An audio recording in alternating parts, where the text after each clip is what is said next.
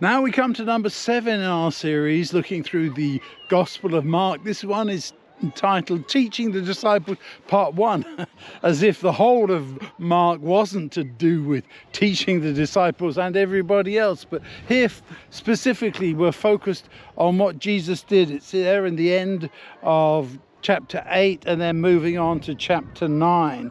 It begins with this healing of a blind man in Bethsaida in a 2-stage miracles. People sometimes wonder, well, why didn't he do it all in one go as he did in other cases? Here he takes it in 2 steps. First of all, the man says, yeah, I can see something now. I see people like trees walking. So Jesus completes the miracle. Somebody suggested maybe there were 2 things wrong with his eyes, so Jesus did one first and then the other. I don't know, but whatever the case, Jesus is illustrating that he does indeed have the ability to heal, and that this is what he's involved with. Here he's teaching the disciples as to what he's like, because right after this he asks his disciples, who do people say that I am? And the response comes back.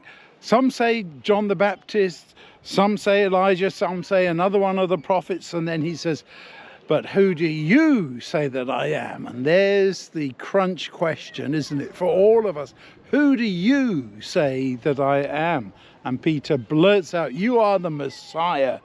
And Jesus says, don't tell anybody, because he wants people to work this out for themselves. That's the way I believe it. And then immediately after that, he begins to explain that the Son of Man, Jesus himself, was going to suffer many things, be rejected by the elders, chief priests and religious teachers. He would be killed, but 3 days later would rise again. And Peter says to him privately, Jesus, don't talk like that. Don't be so negative.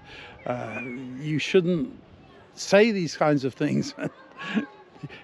Jesus has to reprimand Peter at that point, because this is not what Jesus wants them to think. He's trying to instruct them and to teach them. And then he tells them there's going to be some there who won't pass away until they've seen Jesus' kingdom coming in power. And some people think, well, he's talking about the second coming or something like that. No, 6 days later, they're up the mountain, Peter, James and John, with Jesus, and there's the transfiguration.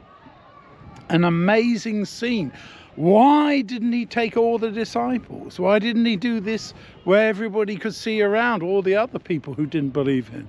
Because Jesus doesn't want to convince by some kind of power display. This was for their benefit. Think about what it meant for later. They didn't really understand what this was all about.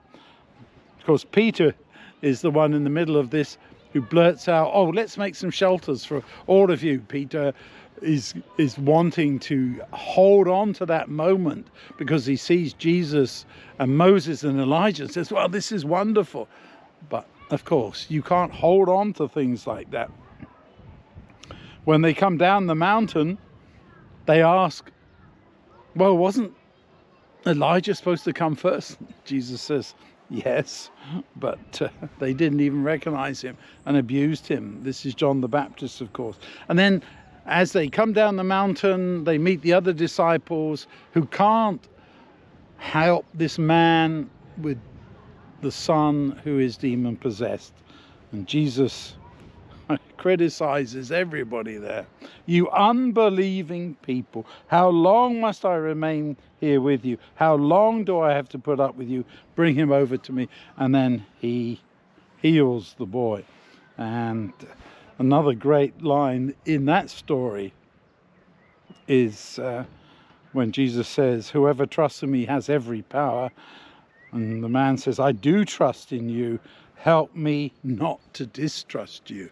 There's a great cry for all of us, isn't there? Well, there's so much in these chapters of Mark. I urge you to go and look deeply. Some of the chapters we don't even get to. So read through absorb what's being said and think about it, because this is the way Jesus not only taught his disciples, but the way in which he teaches us.